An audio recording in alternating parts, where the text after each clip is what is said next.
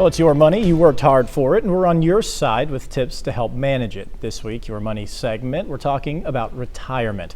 Colin Evans, the managing partner at Evans Financial Group, is here again to offer some tips to save for the golden year. So, Colin, thanks for hanging out with us again this week. And I guess to start, take me to the beginning. What is the best way to start saving for retirement? You know, one of mine and one of the biggest things we coach and we teach about is kind of really getting out of sight, out of mind. And what I mean by that is, you know, when we start putting those little portions out of our checking account over into a savings account, like when we have it with our employers, and getting that out of our paycheck first, we tend to live with what's left over. And you've heard quite a bit, you know, it's like, oh, I'll start saving when this, you know, I get past Christmas or I get past this birthday. And you know, by starting with that first, we kind of eliminate the unknowns, because we get used to living around it as opposed to trying to get and save based off of what's left. Because typically at that point in time, nothing's really left over. Right. Yeah, and that's a scary thought. What are some common myths about saving for retirement? I'm sure you've heard a ton.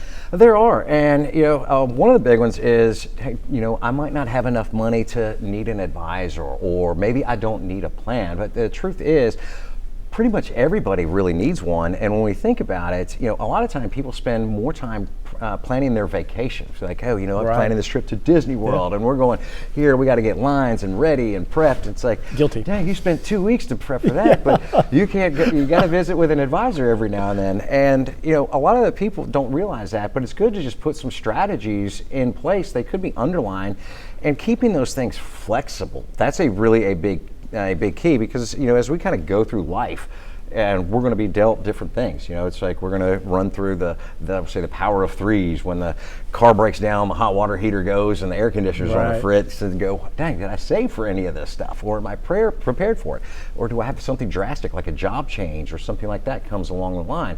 So at that point, you can actually be able to pivot and just be able to move and, you know, take a different direction. And if you find an advisor that fits with your beliefs and your reactions and the way that you see and design that you get along with, that's a wonderful thing to actually sit with and be able to make corrective actions as necessary and as needed. Now we've got our three myths on the screen, or we had our three myths on the screen.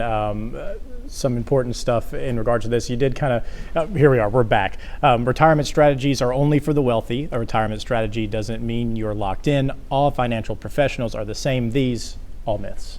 Absolutely, you know, and one of those things of finding a common thread with an advisor. At the same time, when you go to interview a couple financial advisors, they're also interviewing you too. It's like, hey, are you going to be a good fit for us as well? And do we feel like our service that we provide can help you? Because, you know, as humans' nature is, you might not be a good fit.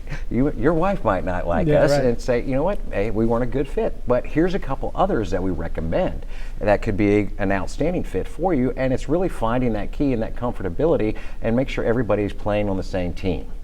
You mentioned planning for Disney. Patrick is my Disney planner, and we met last week about a Disney trip coming up in a month. So, guilty as charged. I'll pray for you. It's tiring. It's exhausting. Maybe you can send the bill to Patrick to help take care of some of the tiredness, and we're going to put up with the kids fighting and screaming or any of that stuff too. Well, let's find out what Patrick's doing, and maybe he'll foot that bill for us.